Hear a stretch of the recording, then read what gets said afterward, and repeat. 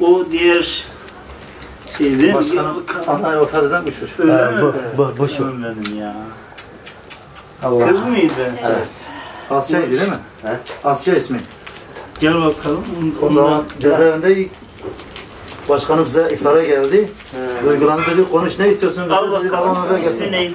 Hatice. Hatice gel bakalım. He? Halamla beraber. Halanla beraber gideceksiniz. Gerçi senin abla oldun ama çikolata hediye edelim, olur mu? Al al.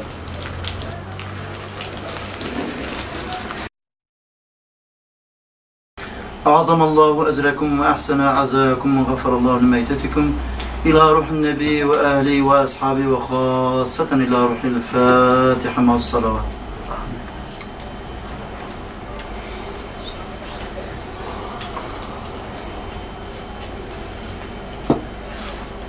Allah-u Teala mekanı cennet etsin. Yani birileri gibi yaşantımız sadece bu dünyada değil. Sadece bura bir yolcuyuz bu dünyada. Esas kalıcı yerimiz ahiret yurdumuz. Burası bir talla misali. Ekiyoruz ve inşallah ahirete gittiğimizde biz ektiklerimizi biçeceğiz. O yüzden birileri gibi hayata yüklediğimiz anlam sadece bu dünyadan ibaret değil.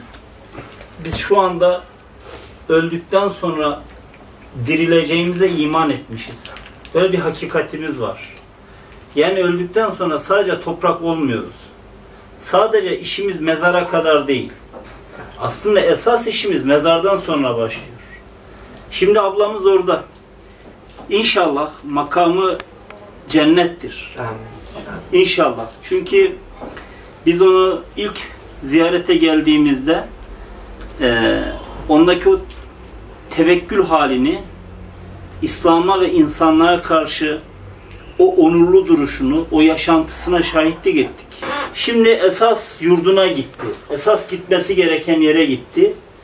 Bu sadece sizden, bizden önce gitti. Vakit olarak. O yüzden tabii zor. Yani bu hele bebek dünyaya getirirken vefat etti değil mi? Doğumda vefat etti. Doğumda vefat etti. Doğumdan sabah saat 9.30'da bu doğumdan çıktı.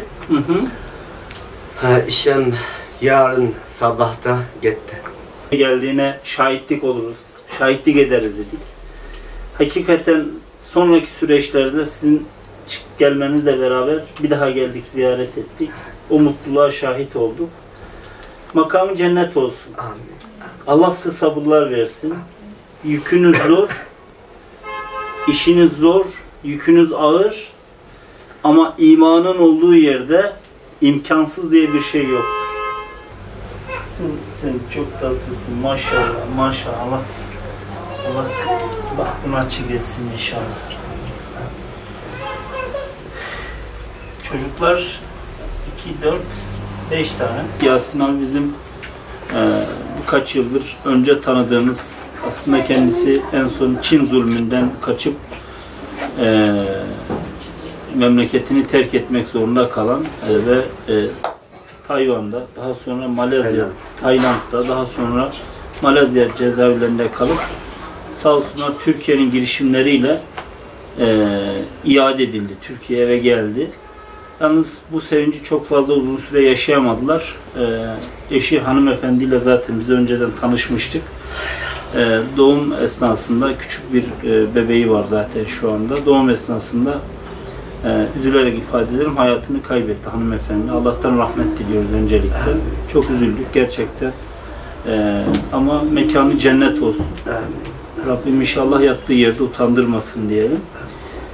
Ailenin tabii şu anda birkaç talebi vardı. Bunlardan bir tanesi mülteci oldukları için eşi şu anda Kilyos'ta mülteciler mezarlığında defnedildi. Yalnız herhangi bir ikametgah yani bir vatandaşlığı olmadığı için 5-6 yıl sonra mezarın kaybolma ihtimali ve o mezarın üstüne başka bir mezarlığın define edilme ihtimali var. O yüzden aile haklı olarak eşinin mezarının kaybolmaması için mezar yerinin tapusunu almak istiyor. Biz de bu girişimlerimizi yapacağız inşallah. Gerek Göç İdaresi'ne, gerekse Uluslararası Mülteci Hakları Derneği'ndeki arkadaşlarla görüşüp, gerekse resmi muhatap işleyiş anlamında Mezarlıklar Müdürlüğü'nden başlamak üzere girişimlerimiz olacak. Hem kardeşlerimizin bu noktadaki acılarını hafifletme adına da olsa hanımefendinin mezarlığının bir mezar taşının dahi olması noktasında inşallah elimizden geleni yapmaya çalışacağız. Bir de tabi vatandaşlık talepleri var. Çocuklar uzun süre burada oturum izni almışlar ama Yasin Bey daha sonra geldiği için böyle bir oturum izni şu anda yok. Uzun sürelik bir oturum izni yok. Bunlarla alakalı inşallah bir çağrımız olsun. Doğu Türkistan'dan kendi öz vatanlarından Çin zulmün dolayısıyla muhacir durumuna düşen ve hicret eden kardeşlerimize vatandaşlık verilmesi noktasında bu çağrımızda bu vesileyle yenilemiş olalım. En azından gerek eğitim anlamında, gerek diğer bir takım sosyal haklara kavuşma anlamında bunun da elzem olduğunu ifade edelim. Biz elimizden geleni yapmaya çalışacağız. Girişimlerimiz olacak. Tekrardan bu vefat eden hanımefendi kardeşimize Allah'tan rahmet diliyoruz. Yasin Bey'e de tekrardan acısını paylaşıyoruz. Rabbim sabır versin, serinlik versin diyelim inşallah. Allah yar ve yardımcınız olsun başkanım.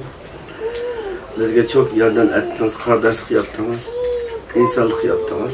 Allah sizden razı olsun, yar ve yardımcınız olsun başkanım.